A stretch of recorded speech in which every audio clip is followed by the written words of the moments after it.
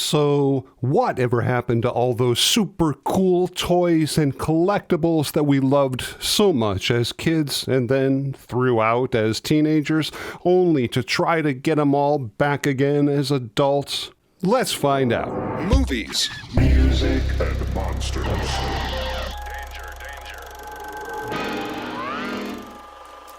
Hey my friends, Dan Monroe here, talking about movies, music, and monsters. Oh boy, toys and collectibles, movie memorabilia. I've literally spent years collecting all this fun and super cool stuff, but I've also gotten a ton of messages and emails from you guys asking me what exactly do I collect? What's in my collection? And later on in the video, what's in yours? So, grab your favorite Kenner Star Wars action figure, your Mego Planet of the Apes dolls with a bucket of stale popcorn, and let's dive in. Okay, my collection, going back, way back, I guess I would have to say the first thing I was really ever excited about collecting, like back in 1974, when I was only 6 years old, was Planet of the Apes stuff. Why? Because that's what my older brother was into, and as everybody knows, generally that's what younger brothers tend to like, what their older brothers like. And what would Planet of the Apes in the 1970s be without Mego? I have old 8mm film footage of Christmas morning in 1974 with a bunch of Planet of the Apes dolls and even the tree house, which was not only awesome, but one of those playsets that Mego repurposed from an earlier Action Jackson Jungle House. But to me, it will always belong to the apes, and yes, I do still have my apes treehouse. I even still have the box, and every time I sit down in front of it, in my mind, I'm 6 years old again, and that's the whole point. Now, speaking of Mego apes, I still have my collection of dolls, which I absolutely love. A couple of years ago, I picked up an original Cornelius, still in the original box, which I really like a lot. Now, this might be either slightly humorous or somewhat disturbing, depending on which way you look at it, but I remember being 6 years old, looking at my Cornelius doll, and looking at my Zira doll and thinking, wait a minute, there are differences here. Yes, my friends, you guessed it. I learned about the differences of human anatomy from Planet of the Apes dolls. What can I say? Then there's the Planet of the Apes Viewmaster cards, of course, the book and record sets, which I can almost recite exactly word for word considering how many times I listened to those as a kid, and then the smaller Metacom figures that came out a few years back. Holy Jiminy Christmas, are these things unbelievable? I mean, come on, this looks exactly like Charlton Heston, and the Nova one doesn't look that bad either. We got the Milton Bradley Planet of the Apes board game, the 8mm movie reels. How many times did we watch those? In fact, my dad used to record the audio of the Apes movies on reel-to-reel, which we would then try to sync up to the 8mm projector, which sometimes worked, but most of the time didn't. Who remembers these Planet of the Apes candy boxes? And this is super exciting. This is an actual Planet of the Apes costume piece from the 1974 TV series. I just acquired this piece recently, and man, is it super cool. Thank you, Kelly Delcom. We've got the Planet of the Apes Bend and Flex figures, the Apes TV show trading card set, and probably my favorite toy as a kid, the Gorilla Soldier vinyl mask, the one that came with the rifle. I have no idea how this thing still exists all these years later, but yeah, I still got it. Okay, enough with the apes. Puffin stuff. Come on, what collection wouldn't be complete without the official Kellogg's 1970s Freddie the Flute mail-in toy? My favorite Disney movie was the original animated Pinocchio, and here's a really old 1960s Pelham puppet of Pinocchio, which I used to play with quite a bit. I used to get into so much trouble with this puppet because I would cut the strings off the puppet like all the time, and then my parents would have to restring it. Quite the nightmare, but oh man, a lot of fun. Back when I was involved with the big Buffalo haunted houses, I used to collect a lot of stuff from the original John Carpenter Halloween film. I've got a few masks, a really cool license plate from the original film, and of course, my life-size Michael Myers that lovingly stalks people trying to enter my office without permission. I love my Indiana Jones stuff, the Holy Grail, the headpiece from the Staff of Ra, the antidote for the poison, the Lao Che diamond, of course, the golden fertility idol, which in itself is just gorgeous. I added actual eyes to my idol because, and this is interesting, originally, while they were filming that scene in Raiders, the eyes of the idol were mechanized and were supposed to move to be watching Harrison Ford as he made his way into the idol chamber, but they unfortunately cut all that stuff out. However, if you look really close in the movie, you can still see that one prop that had the actual eyes in it. Super cool. Lost in Space, what can I say? I'm a sucker for this show again because it was a favorite of my older brother Paul, who wrote the very first book about Lost in Space way back in the 80s. Obviously, my favorite Lost in Space character was the robot, so it makes total sense that many of my Lost in Space collectibles are robot-related. Obviously, the old Aurora model kits of both the robot and the Cyclops have a home here. Tons of different personalized autographs from the cast. I mean, keep in mind, because of the book that my brother wrote, we would travel all over and get to know these cast members really pretty well. You have entered the home of Daniel Monroe, the world's biggest Robinson robot fan.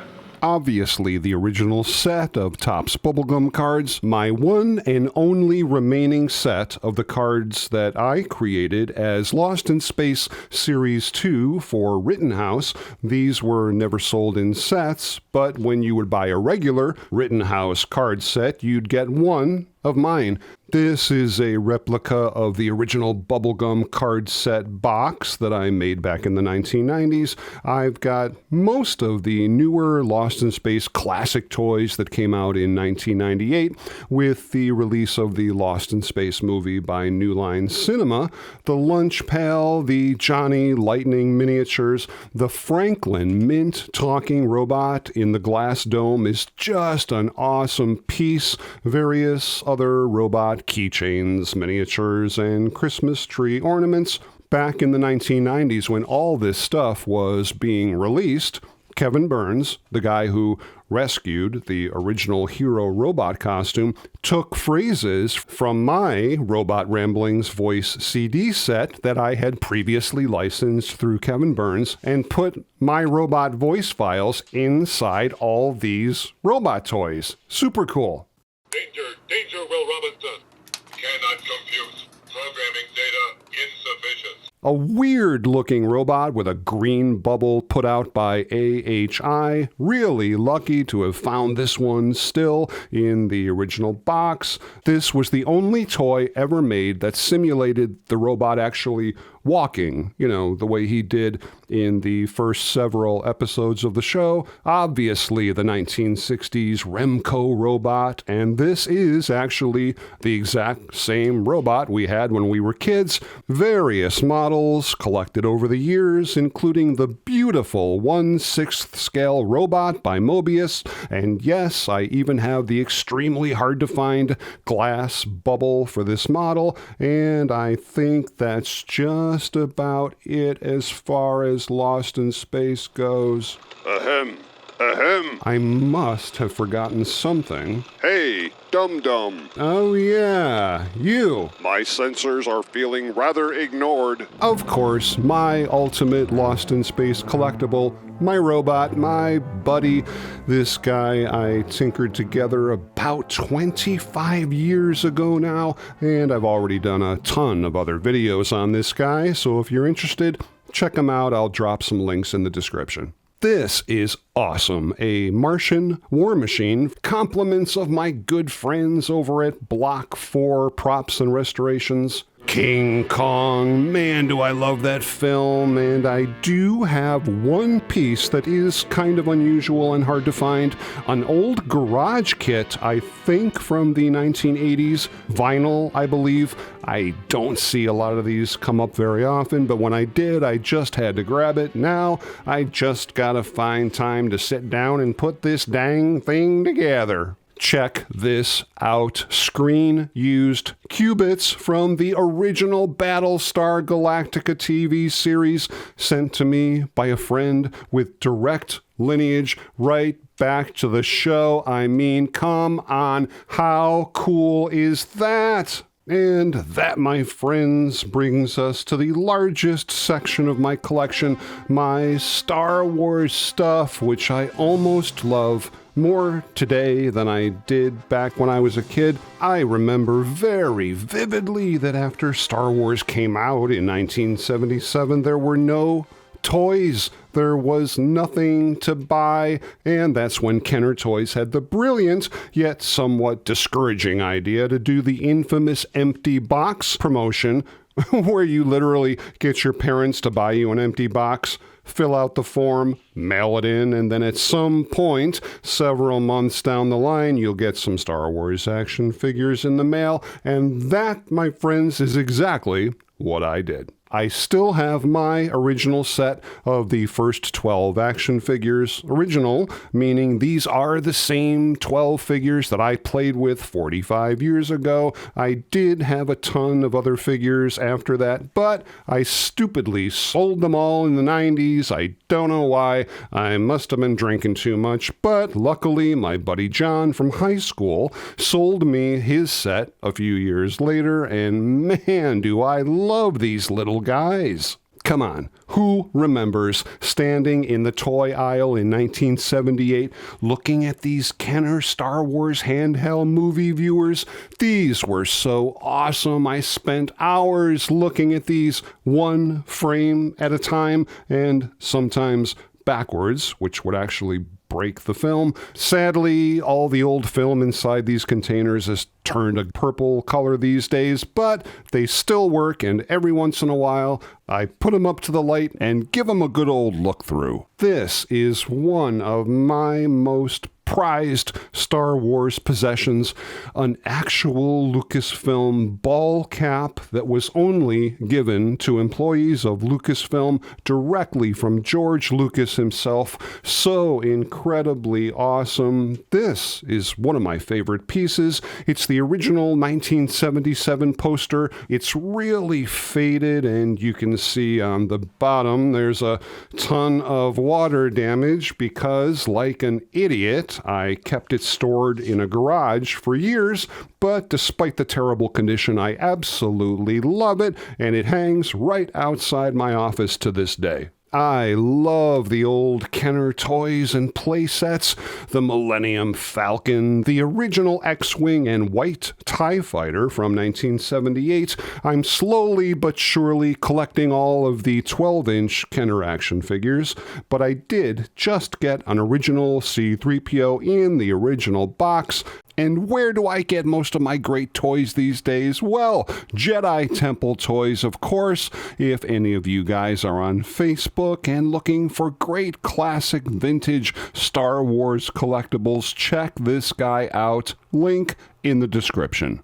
I love this little guy. This is the 1978 remote control R2-D2. Again, literally the same one I had when I was 11 years old. The Darth Vader and C-3PO figure cases. The original classic figure case with the super cool artwork on the front. Various different remote control R2 units, including the R2-D2 telephone. And yes, I even have a bunch of BB-8s. Hey, what can I say? I really liked The Force Awakens, and this is super cool, and I just picked it up this week, the second lightsaber toy ever officially produced for Star Wars, the one with the hard blade, where when you swing it around, it makes that weird whistling sound. Certainly better than the very first lightsaber toy they ever came out with.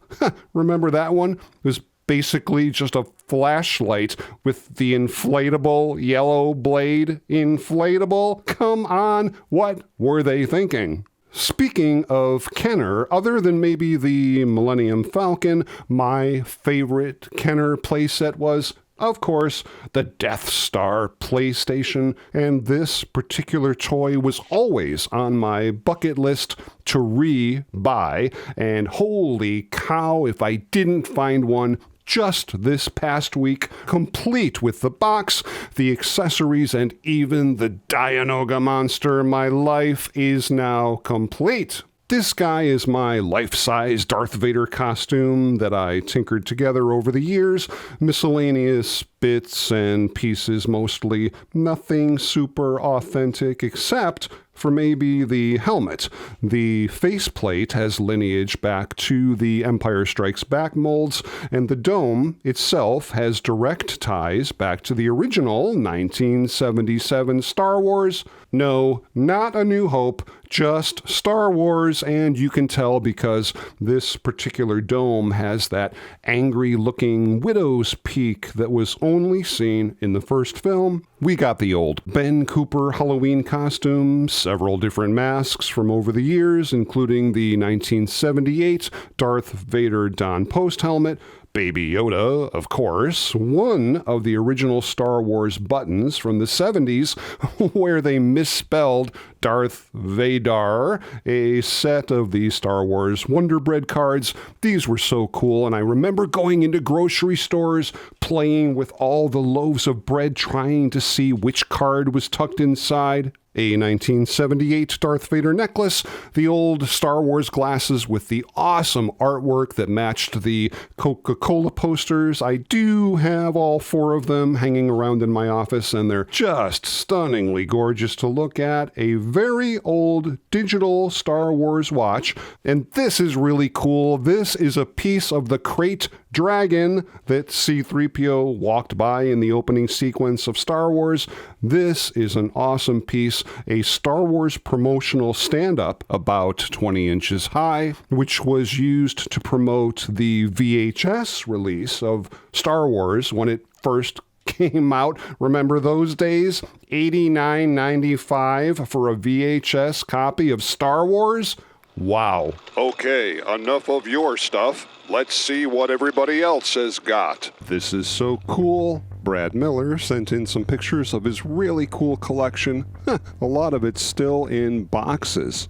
Check out some of this awesome stuff sent in by Steve Sarnecki. Awesome freaking collection.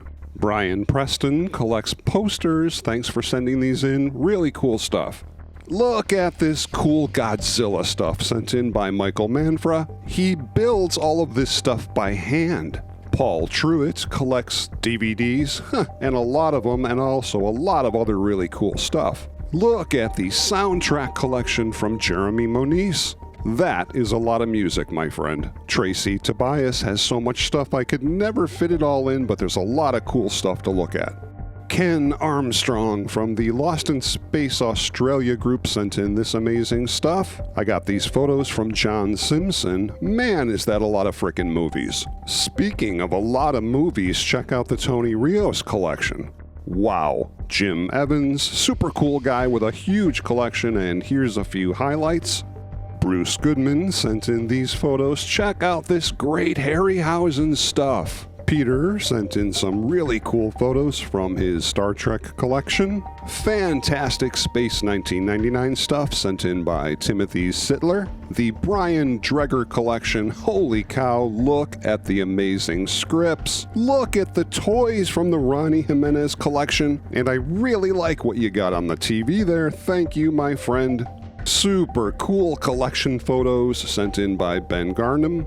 Joseph Dickerson collects movies and a whole bunch of Star Trek stuff. John Campbell also collects movies along with a whole bunch of really cool collectibles. A whole bunch of pop toys and classic cereal boxes sent in by Brent Goddard. Batman stuff from the William Rodriguez collection. Super cool to see. Oh yeah, the classics sent in from the Dan Sire collection. Check out these beauties, all handmade by Rob Cork. Star Wars tiki mugs and lightsabers courtesy of Dan Graney. Life-size RoboCop and a bunch of other cool stuff from the Adam Steins collection. Awesome collection of toys and miniatures sent in by Carlo Moran. Super cool Doctor Who stuff sent in by Mark Stearton. This is awesome, a screen-used Planet of the Apes costume from the TV show sent in by Chris Height. Russell Waggis is an incredibly talented artist who makes all of these card sets and boxes by hand. Movies, and more movies from the Troy Winston collection. A super happy Hector Landrin Hernandez showing off some of his stuff. Thanks so much for sending that in. Look at all this Star Wars and Battlestar Galactica stuff from the Dennis Hamlin collection. Space 1999, courtesy of the David Sides collection. Some awesome vintage posters and great collectibles courtesy of Dennis Phelps. Mego, Star Trek, and the original 12 Star Wars action figures courtesy of Kevin Winston. Check out this incredible stuff by Michael Ron, and hey, I really like what you got on your TV there, my friend. Classic TV and movie collectibles courtesy of Colin Nunez. Chris Height made this unbelievable Planet of the Apes diorama by hand. Outstanding. Two of my favorites, Forbidden Planet and Lost in Space, sent in by Ishmael Rios. Tim Wendt sent in photos of the original Aurora Lost in Space robot along with a really cool King Kong cup. Bill and Zulikia Moralo collect a ton of stuff, including these really cool vintage glasses. That is one impressive home theater and music collection sent in by Corvette Jim. Land of the Giants and a bunch of other cool stuff courtesy of Ron Marini. The Movies, Music, and Monsters DVD and Blu-ray collection by Eric Voyers. Look at those incredible vintage models and other great stuff sent in by Ian Bates. Super 16mm film collector John Fisher. This guy's got everything, including a ton of original MASH episodes. Looking for a good movie to watch or maybe a game to play? Contact Dale Robinson. Holy cats, that is a collection sent in by Jason Tatum. Ron from Colorado sent in pictures of his great B9 robot. Believe it or not, I actually made Ron's robot collar years ago. And check out the original Rover from Wonder Woman. Star Wars, Star Trek, and other great stuff courtesy of Evan Wardwell. Tai Chi sent in some awesome photos of his great little collection. Thanks for sending those in. Samuel from Italy collects movies and a whole bunch of other really cool stuff. Rob Torres collects all kinds of different movies from back in the day. Great stuff. Check out all the incredible $6 Million Man stuff courtesy of Jeff Geesting. Incredible costumes from the Mira Lacousse collection. Anybody recognize this amazing piece? Columbo, Deadwood, and Doctor Who courtesy of Terry Moody. Tracy Garnett's got a ton of stuff. Look at all these super cool collectibles. Lightsabers and Doctor Who courtesy of Ian Taylor. Joseph Otero sent in these photos from his super cool collection. Robert Fullwood collects just about anything he could find having to do with Stargate. Wow, Kenneth Denton has a lot of really cool stuff. Beautiful collection and gorgeous home theater by Rafael Gonzalez. And finally, Jeff Soul with his amazing Millennium Falcon and Jupiter 2 dioramas. That was awesome, especially for me. I finally got to see the collections of my favorite people in the world, you guys. I really hope you guys enjoyed that walkthrough of my collection as much as I enjoyed sharing it with you guys. And if you did, and you like this kind of stuff, please consider subscribing to the channel. I've got a whole bunch of new videos coming up really soon that I know you guys are just gonna dig. And please feel free to stop back anytime as we together continue the conversation on movies, music, and monsters. Movies, Music and monsters. Danger, danger.